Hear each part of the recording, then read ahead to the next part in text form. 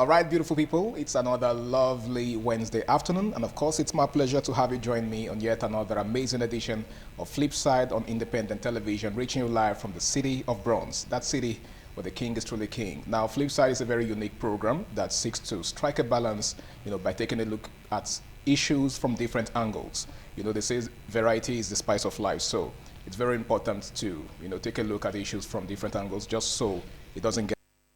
My name is Harry Aigboje, and of course, it's my pleasure to have you join me on this episode of the show. Now, today we are taking a look at a very unique topic, something that has to do with minors, children, the overall impact of school bullying on children. Now, bullying is almost as old as man, because as long as you have strong people, you are bound to have weak people. And where you have strong people and weak people, then bullying is inevitable.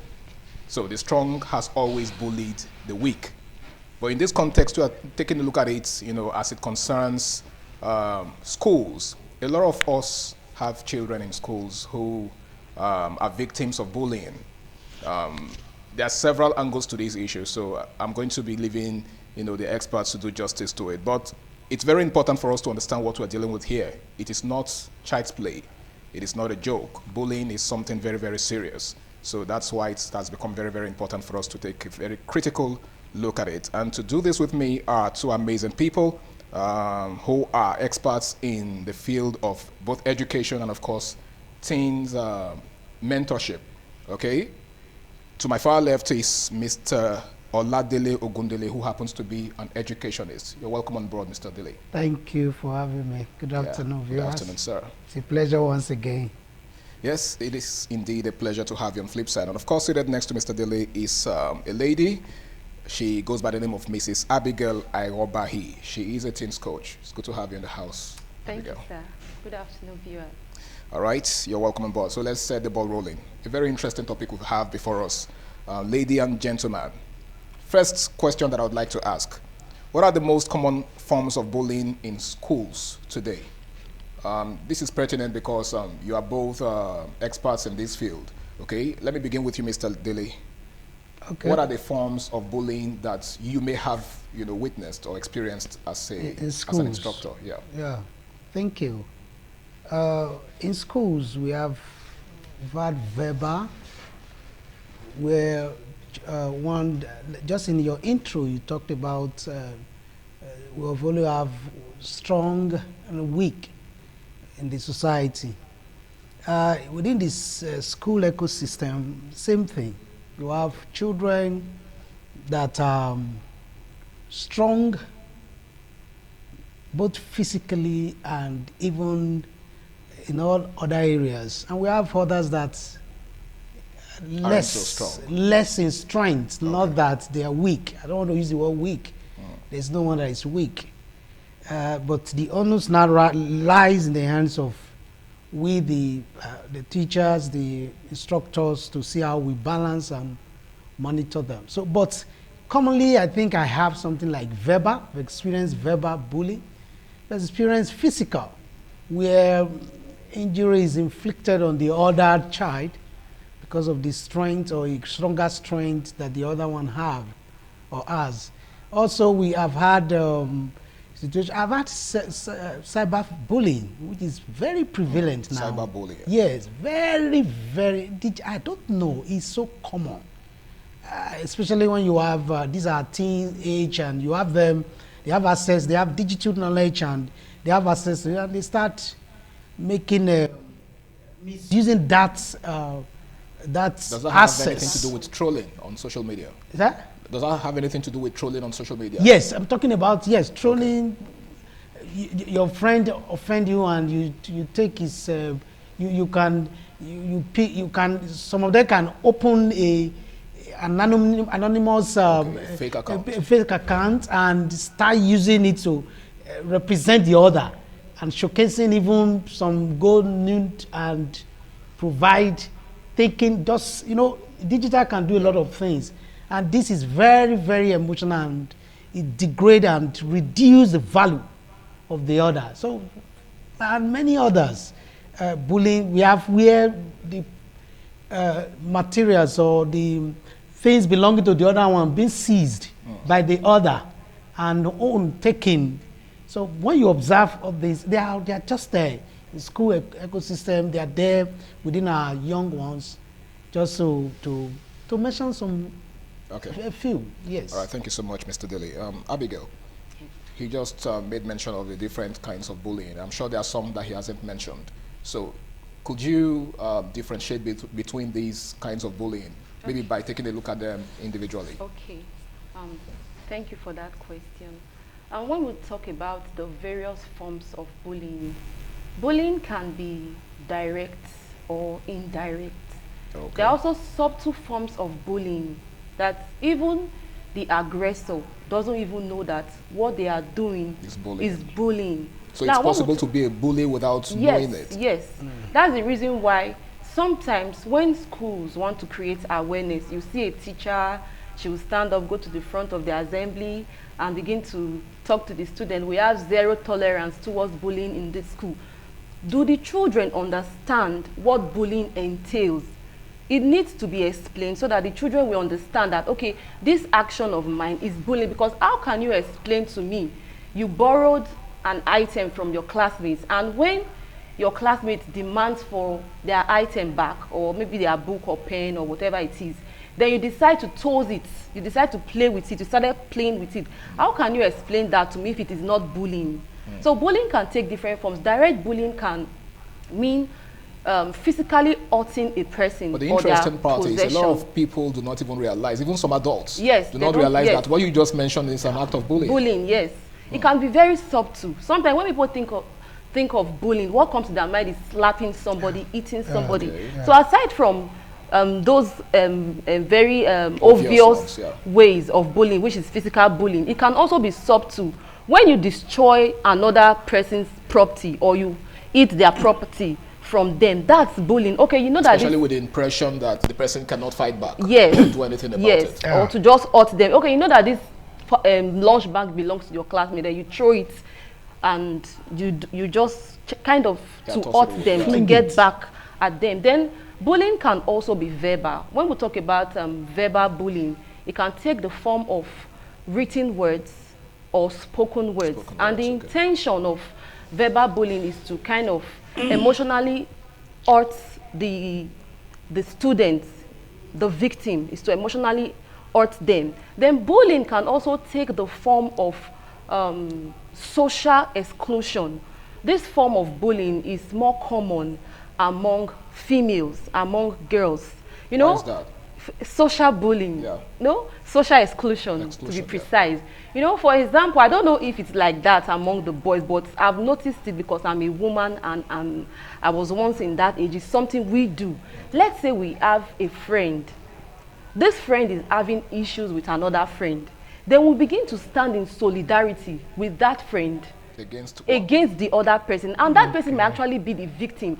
Our friend, our best friend, might actually be the problem or the instigator of that issue, but she will recruit her other friends to tell them to stop talking to the other students. And one thing about social exclusion is that the aim of social exclusion is to tarnish a person's reputation, to hurt their reputation, or to kind of hurt their friendship or their relationship. It can take the form of spreading lies and rumors about a person. You know, girls are more prone to gossiping. They will spread false information, false narrative about a person. Then secondly, they may tell... Sorry, before you go into the second one, I guess the idea of that is to give that person a bad image in the eyes of the others. Yes. Okay. They may also tell other children to stop being friends with that person, and that person begins to feel isolated. And we all know that everyone needs connection. Everyone needs friends around them. Even we as adults, one of the primary needs of human is to associate, to connect.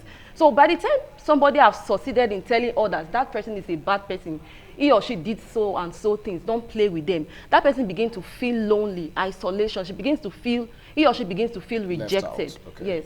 Now, statistically speaking, at what age or within what age range does bullying begin, basically? Okay. Basically, bullying can start at any age. Okay, so there's no specific age? Yes, there's no specific age. Most times, I like to look at issues from the root cause. Okay. What is the causative factor? What led to this child behaving in this way? If, for instance, that child is growing up in a dysfunctional home, or a violent home, or a home where that child is exposed to domestic violence, even if that child is in the formative years, let's say between the age of 2, 3, 4, you will notice that that child will also exhibit that same behavior in school.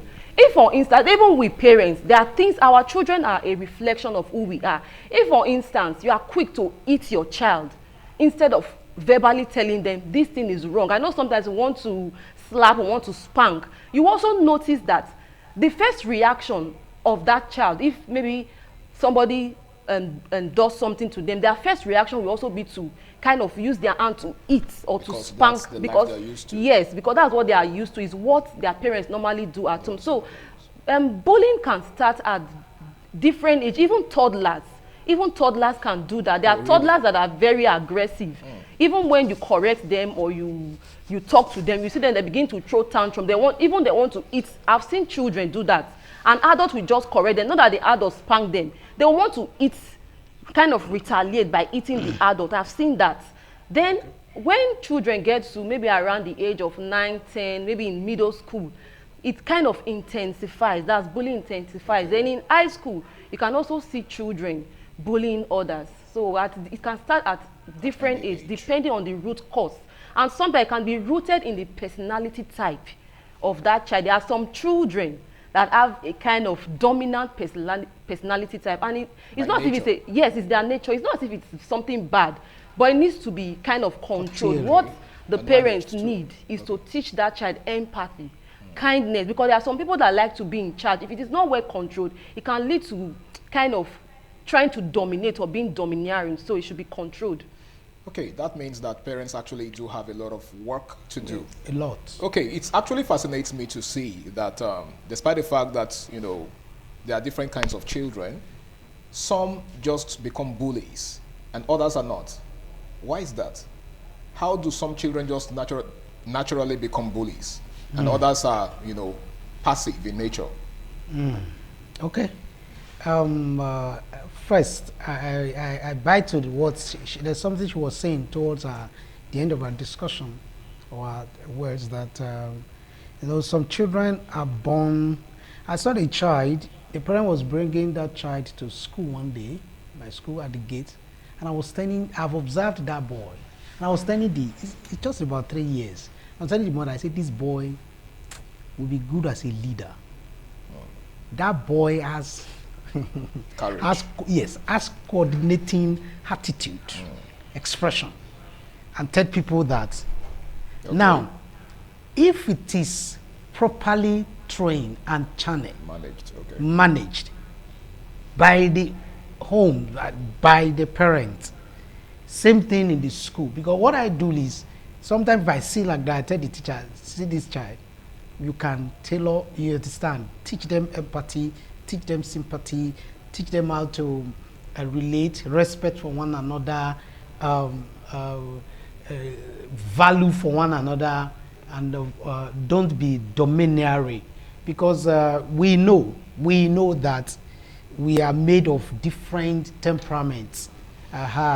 Somebody who is predominantly choleric, we seem to be domineering.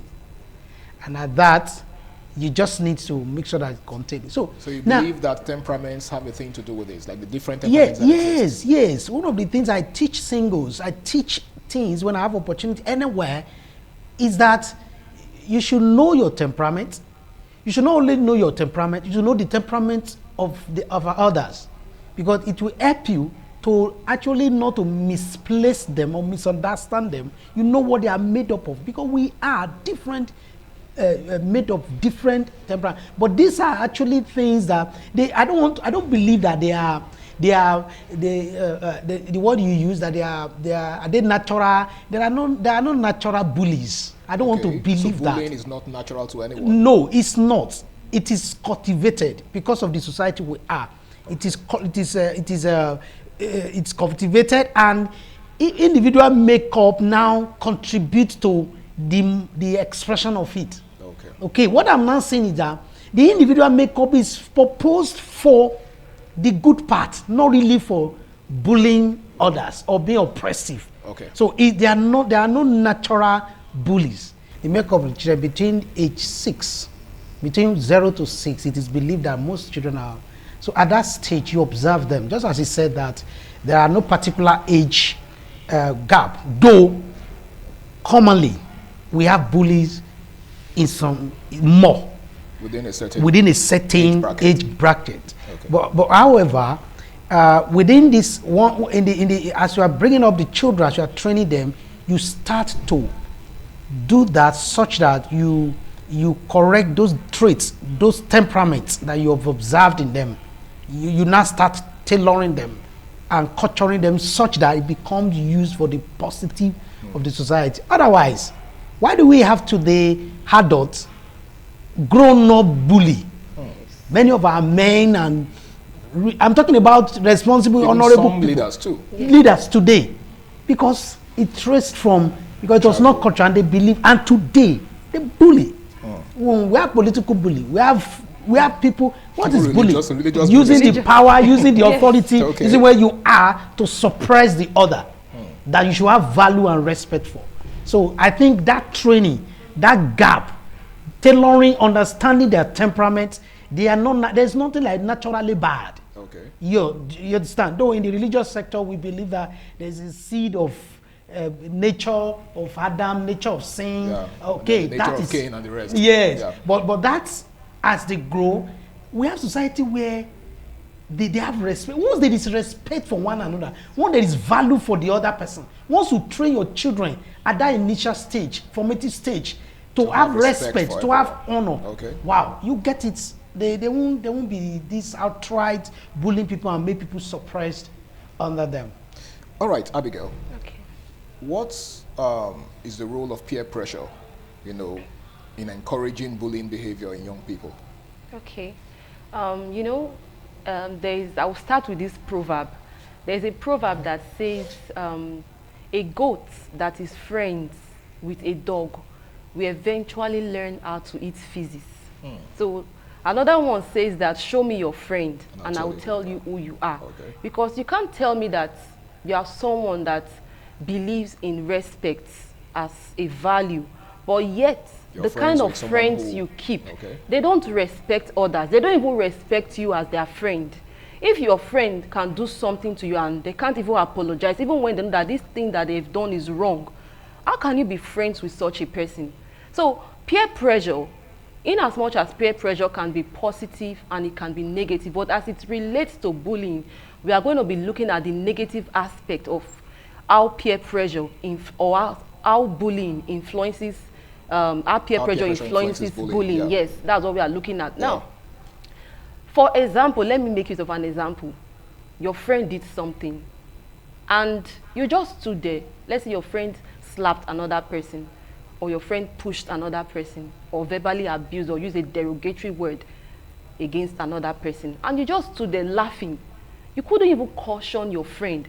My friend, what you've done is wrong. Apologize to this person. That's basically what friendship should be about. Yes. Your ability to call your friends to order when they're going wrong. Part of being a good friend is your duty to correct your friend, like when they goof, when they do what is wrong, call them to order.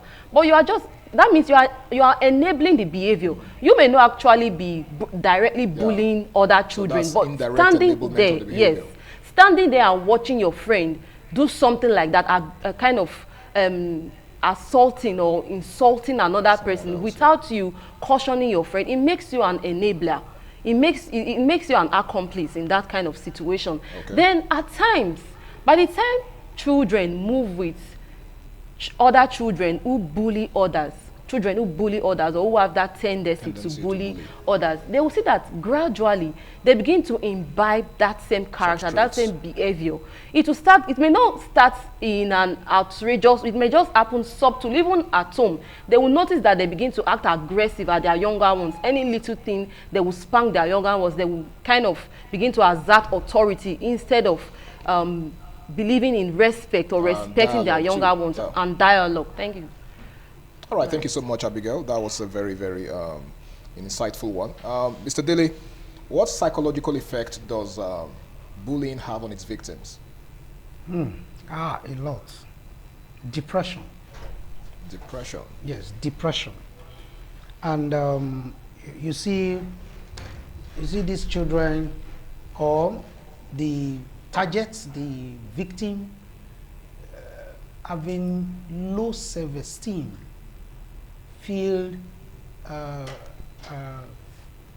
unworthy, less of themselves, and underperformance.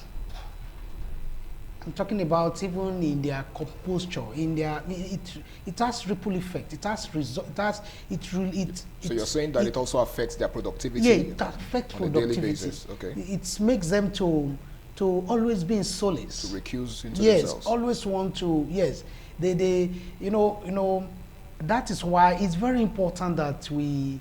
Though we've not, probably maybe we'll go into that discussion. People should be able to build confidence in our children. Yes, and let me tell you something. The target has psychological effect. The bully also has more problems. Yes, really? So it's not just the victim that's at risk of bullying. Yes, but see, he thought he's doing what is right. Are you following me? Yeah. He later grew up to become wide and feel superior. Feel why do we have in the society today where someone will take another person and kill the person, fellow human, just for the sake of it, unprovoked. You understand? Yeah. And just because and feel that, and even say it, and we've said it before the thing will happen, and say, because they don't feel that they have this superiority complex in their mindset. They feel that they are more. I will kill you, and there's something will happen. Okay. You get it? So the psychological effect, both on the target, it's lessen the value, it makes the person unproductive, and it affects even his relationship abilities with others and with life generally. Okay, he so sees life to be unworthy. That's one of the reasons why some persons naturally have people, running away from them. Yes, yes, exactly. Exactly. That is, you're talking about the bully. The bullies. Yes, yeah. It makes them to though some of them take pleasure, later they may be happy. But the truth is, they have a psychological effect in such that they has seen themselves as being superior to others, in their mind to others. They are entitled. They are entitlement. They have entitlement. Thank you. Wow. They have entitlement mentality. Okay. They just feel that, oh, I can do and nothing will happen. Okay. And that alone is not good, because the person also will not be positively productive. The bully will not be positively productive. It will not, because instead of directing that mindset, that energy, that content of his strength to something productive and better for him and for the society, and become valued, it will direct it to using it in a destructive way. To oppress the other. Though, if we comparatively, the target seems to be more psychologically affected as a victim. Yeah, the victim, the target. Yes, but the bully also has.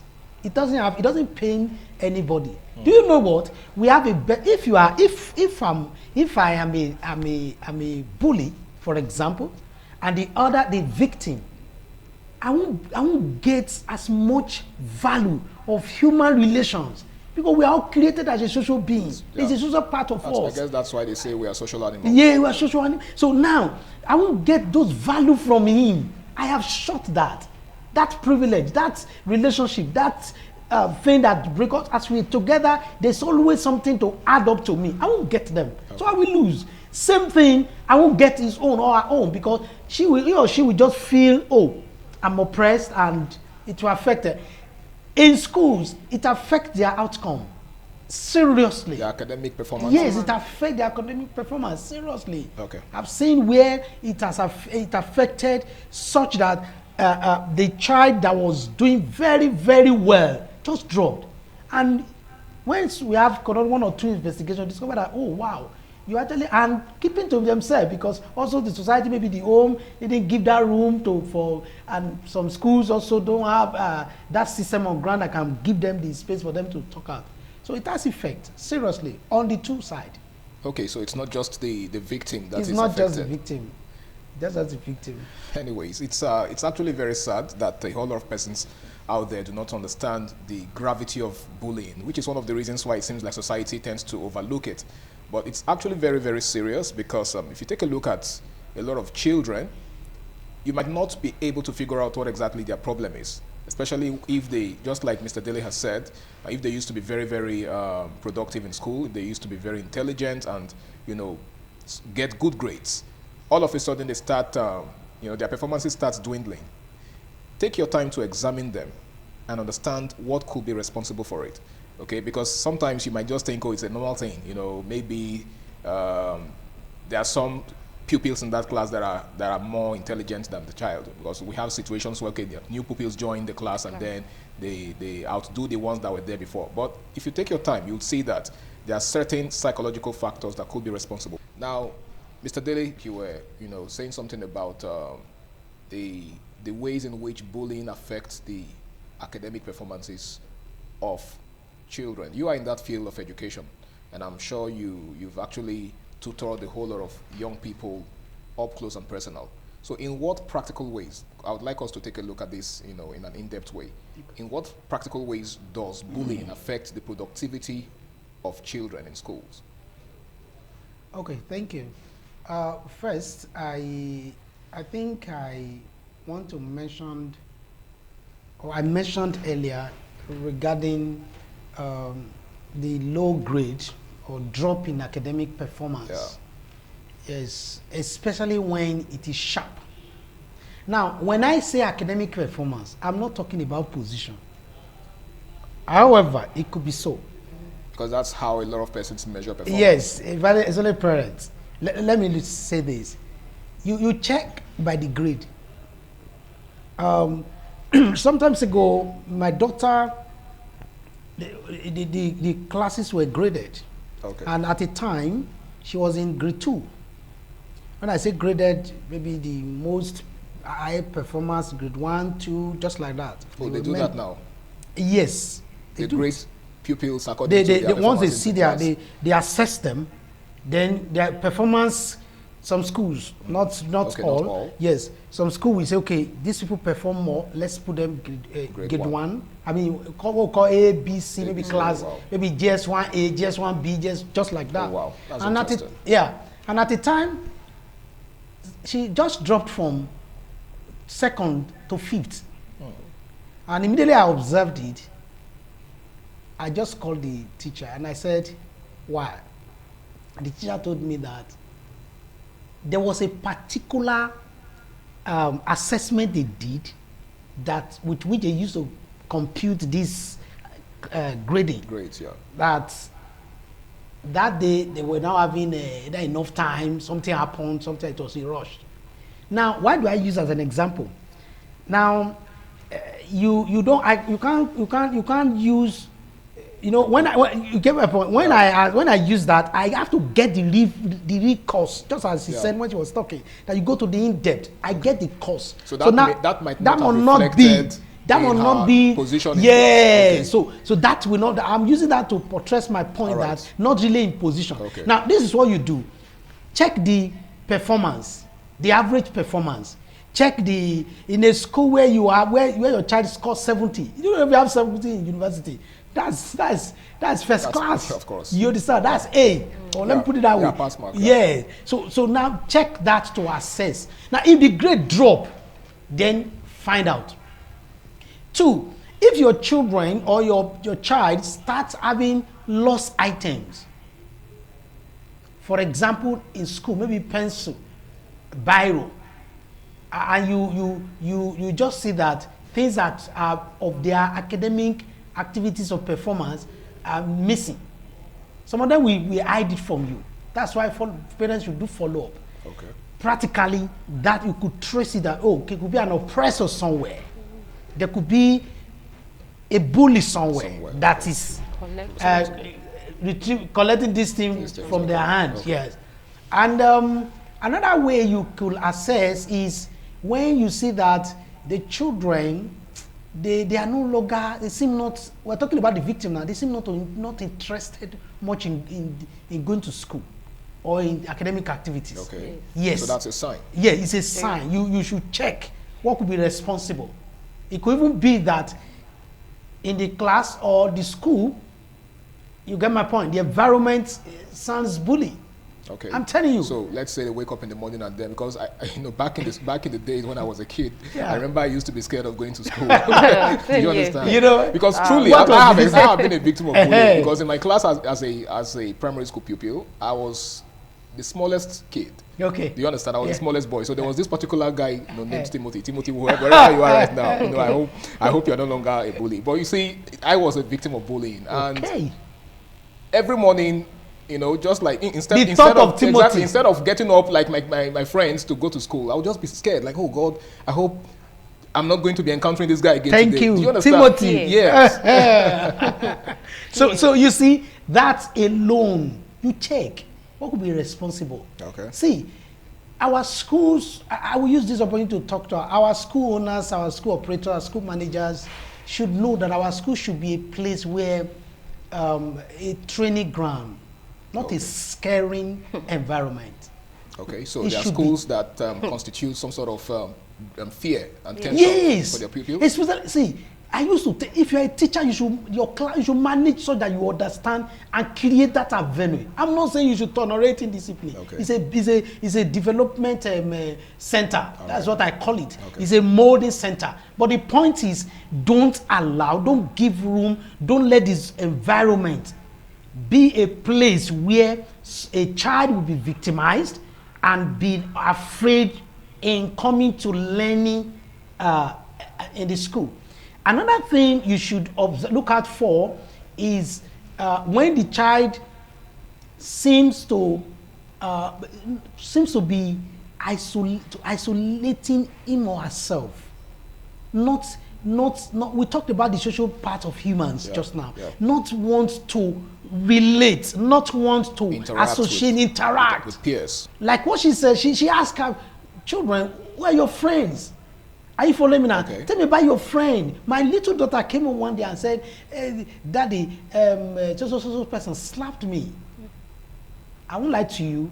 I chatted the teacher up, and the teacher said, "Okay, sir, I will look into it." Okay. You get my point. Now, do you know why I don't want to? As she said it, because my daughter can gist you all the things that happened in school from the beginning. The person that did birthday, the one that even said something about, the one that even made a comment about her dress or whatever, she will mention it. So immediately, you have to observe this thing, because by the time a child starts to isolate, not relating, not having friends. Okay. Don't say he doesn't like to have friends. There's something like that. So there could be factors. Yeah, it could be factor to it, especially when it comes to school. That you have seen. You are pointing to when you were in secondary school, when you're primary school. All of us have old friends, and they are very important. I used to say old friends are better than new friends. Though all of them are good, but the point is, there are people you grow up with because they were in your formative stage, they were in your social life. Yeah. So we should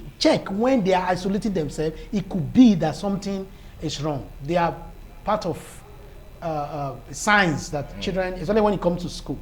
All right, amazing. Thank you so much, Mr. Dele. Thank you. Now, Abigail, a very important question that I'd like to ask. Are children living with disabilities, likely to be more prone to bullying? Yes. No, bullies, they normally target a set of children. They usually know the kind of children they target. So children with disabilities are often targets to bullies. Bullies may mock them, call them names, make jest of things. Okay. Then children that also doesn't conform to traditional gender norms are also prone to being bullied. Let's say a boy that is perceived to be more feminine, or a girl that is perceived to be more masculine. Okay. Such children are easily targeted. Now, Another thing I would quickly like to chip in is that, like, for those in the educational sector, teachers, it's very important to look into issues, because it's something I've actually experienced. In as much as children with disabilities are prone to being bullied, but there are sometimes there are exceptions. Even children that have disabilities, some of them bully others.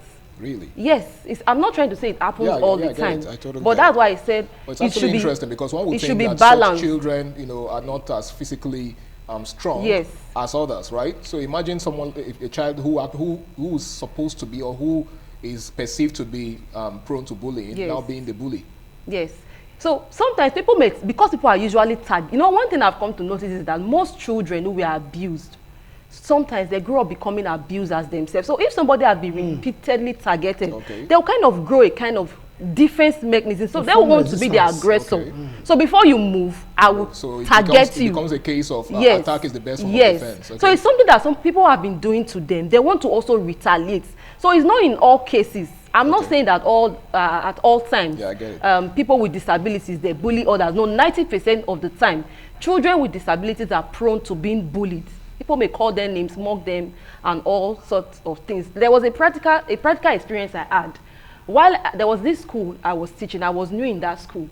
And I saw this boy with disability came to report to me that somebody did something. A student kind of harassed him or called him names or was kind of bullying him. So I called the other student. I was trying to correct him. Why will you do that? Can't you see this boy's condition? Why will you do that? The boy told me, Ma, it's not true. What he's saying is not true. He was the one that started it. And some people are like that. They will start something, and when the other person reacts, they start playing the victim. They start playing the victim. So I didn't really believe the other boy. It was when I saw this thing in action. That boy with a disability, he did exactly the same thing in my neighborhood. He did something and he was playing the victim. If not that so it's like a pattern. Yes.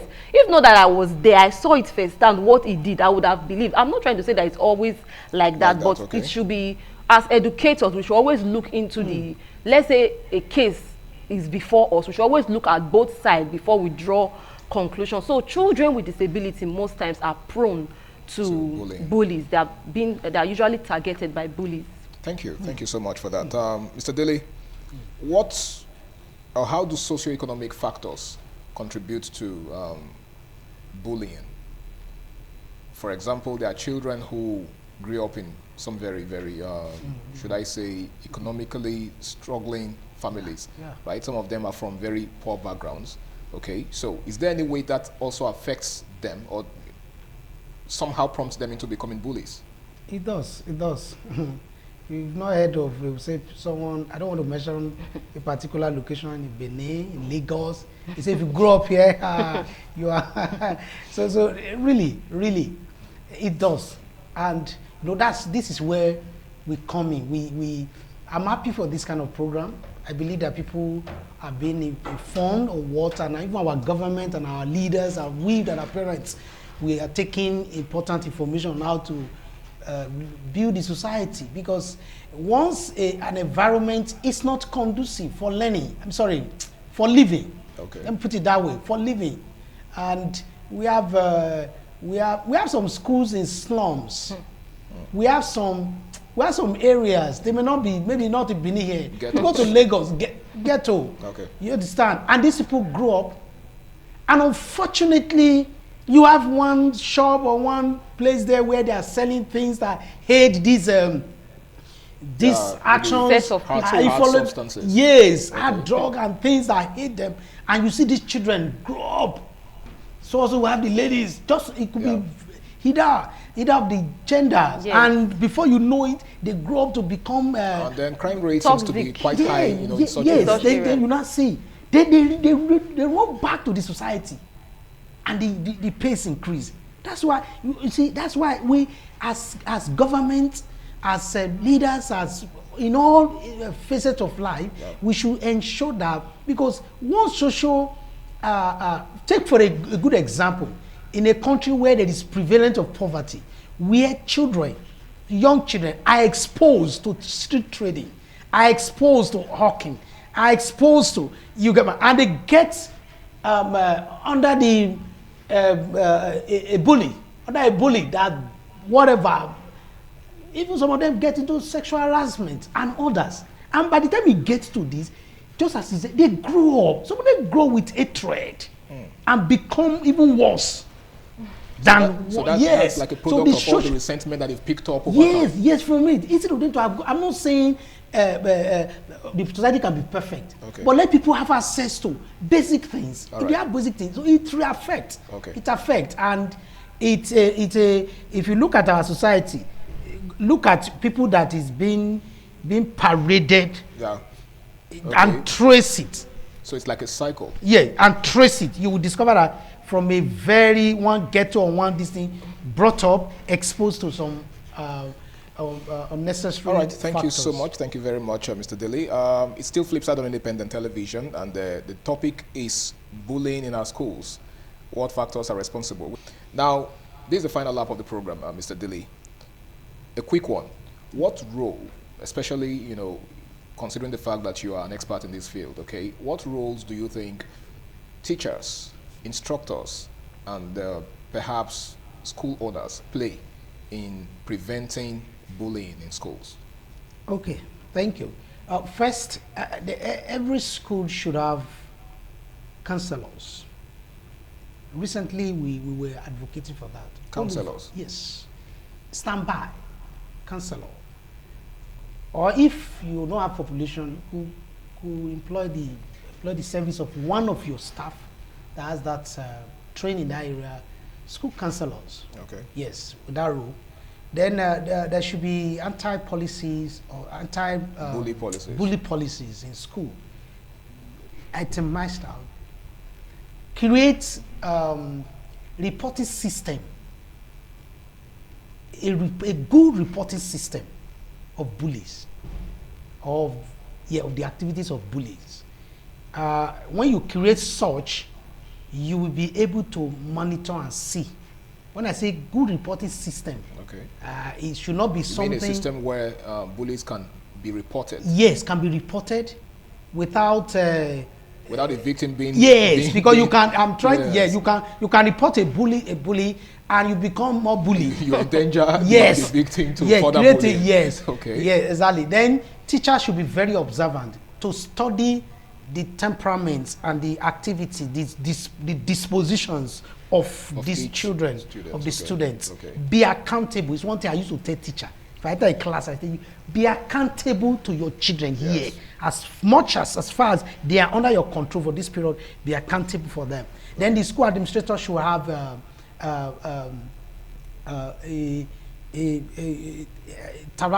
session where you can interact with parents to also come in so that they can play their own role. Isn't there. that what they do at PTAs? Parent teacher, yes, or SBMC. There's one called SBMC now. Yes, right. School management basic committee. Then also at home, parents should give in to open communication.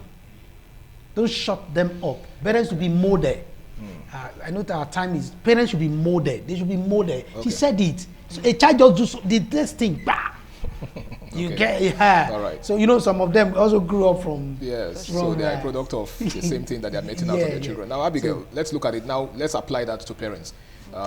He just told us that parents also have a role to play apart from the instructors in school. So what practical roles do you think parents can also play to discourage bullying, especially at the home front?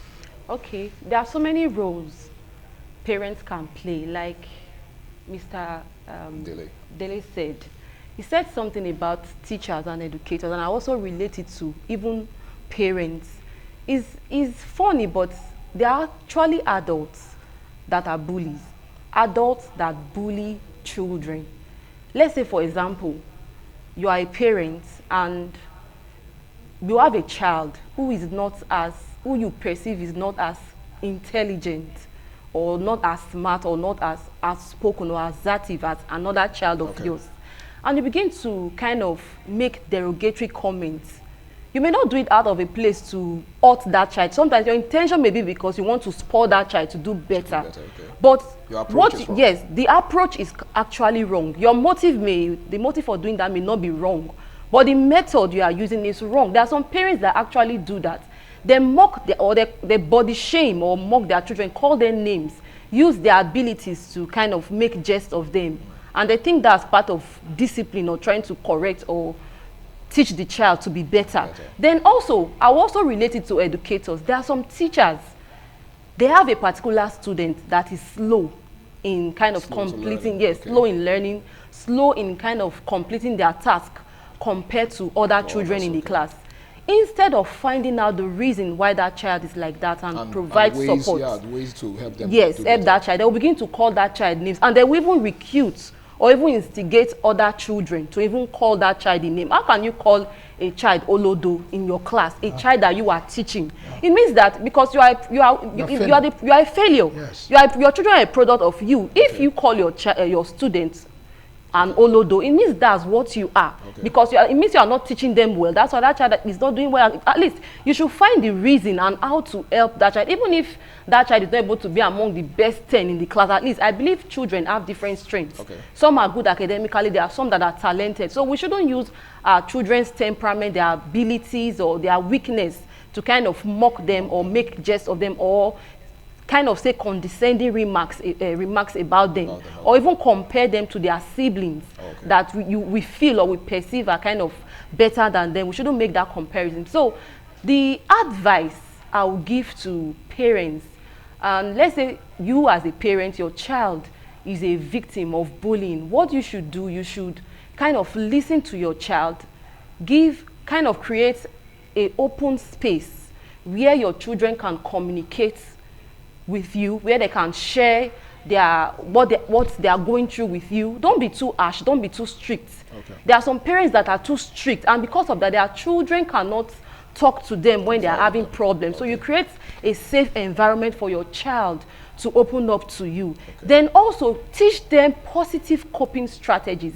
Coping strategies can be positive, it can be negative. Teach them how to assertively communicate their feelings without resorting to aggression, because there are some parents that will say, if the boy eats you, if the boy slaps you, slap him back. What about if that boy has maybe an health challenge, or maybe where he's standing, he's slippery and he just falls and that could be a disaster. And he injures himself or something like that happens? What will you say? In as much as some parents recommend that, I don't recommend retaliation. There are other ways we can actually combat bullying without retaliating. So you teach them positive coping strategies. Then also what parents can also do, they can also relate with the schools. Let the school know what is happening. If, for instance, as a parent, my child, I believe the child should be able to interfere. There are times there was a day my son came home and he told me somebody eating. And my brother-in-law told me that I should go and meet the boy. I said, no, I don't want to do that. It is the duty of the school to do so. If the school cannot do anything about it, then I will remove my child. I highly recommend that. If children have been complaining about other students bullying them or eating them or assaulting them, and the school is just feeling reluctant, I will remove my child from that school. Like my colleague said, Mr. Dele said, he said the school should be an environment that is safe for children. Children should be excited going to school. The teachers should make the children happy. They should make the children feel like, I want to go to school, feel at home. So if the teachers themselves are bullied, or maybe there's a particular student or set of students and the school is doing nothing about it, I would recommend parents should withdraw their children from that school. Then also, I will also encourage parents, if you have a child that has been bullied and you know that it has kind of significant psychological impact on that child, I would recommend professional therapy and counseling for that child. So parents also have a lot of role to do. Teach your children kindness, teach them empathy, teach them to treat others the way they want to be treated. Thank you so much, Abigail. You've actually said a whole lot, and I'm hoping that all the parents out there are taking a cue from what you've said so far. Now, it's a whole lot of work. It doesn't just lie on the teachers. There's a whole lot that's also expected of you as a parent. So it's not something that can be achieved by one person, okay? It's a collaborative effort. So bullying is not something that we should condone in our society. So if you know any child that has such tendencies, it is your responsibility as an adult to start stamping it out in, ways that would not actually, complicate things further, for both the victim and the aggressor. It's been Flipside on Independent Television. I want to say a big thank you to my guests. They've done such an amazing job on the show today. Thank you so much. My name is Harry Agboje, and until I come your way again, same time, same station next week, do the right thing, stay out of trouble, and bye for now.